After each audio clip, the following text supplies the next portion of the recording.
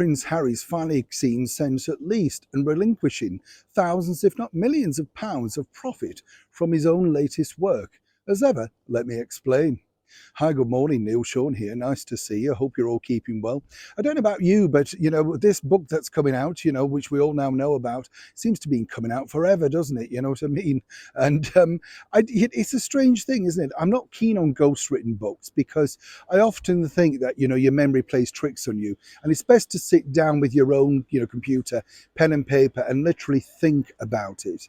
Because when you remember things, you remember, as I've said to you here many times on this show, people have said, did you meet that person? You think, don't know. Did I? And then you think, oh yeah, I did, because you're forced to think about it. When you pass something on to someone else and say, oh, find me a picture of, X person when I met them, they don't always necessarily know where it is. It's lost in the annals of time.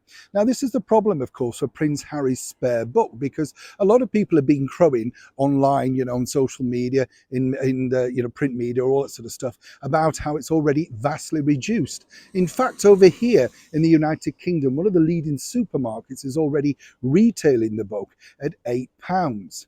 And that's, they basically said, oh, well, it's a flop and all that sort of stuff. Not necessarily. So as ever, let me explain.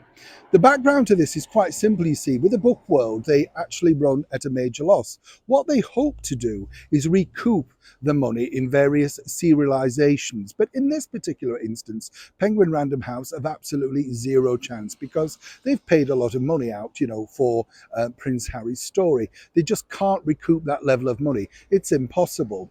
And if you remember in that press release that was released at the time of the book being announced, Prince Harry said that profits from the book would be donated to various charities. Those profits, let me tell you, are getting thinner by the day. And this is the reason why. Say the book's now for sale at £8 at this supermarket, and in some places gone down to £5. The reason behind this is simply this. The book publisher doesn't care whether they virtually have to give the book away. And in some cases, they will have given, say, this particular supermarket vast amounts of the book for as little as £1 just to stock it, right? Because once it goes through the till, it rises up in sales, and their real goal is simply this. They want to get the book into the bestsellers list, particularly the Sunday Times bestseller list and the New York bestseller list. Those are the ones that matter. I don't know whether people actually think, oh, I must rush out and buy it because it's in there, but it swells the ego of the author and, of course, the cheeses at the top of the publishing houses.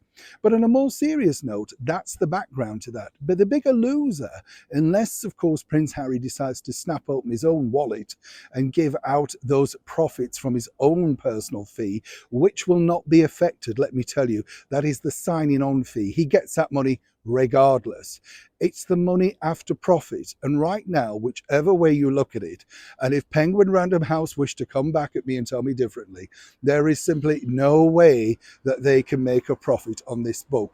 It's what they call a loss leader. But it gets them some profile, people talk about them, and hopefully people think, let's look at their website, see what else they've got. Maybe they'll buy another book.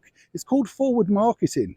But in some cases, particularly in an instance like this, many people might see simply this as backward marketing. And indeed, if you're part of the charities that were hoping to do well from Prince Harry, and as ever we have to say allegedly, then perhaps you could be looking at a thinner payout than even you first envisaged. As ever, when I know more, you'll know more. Neil Sean in the very heart of London.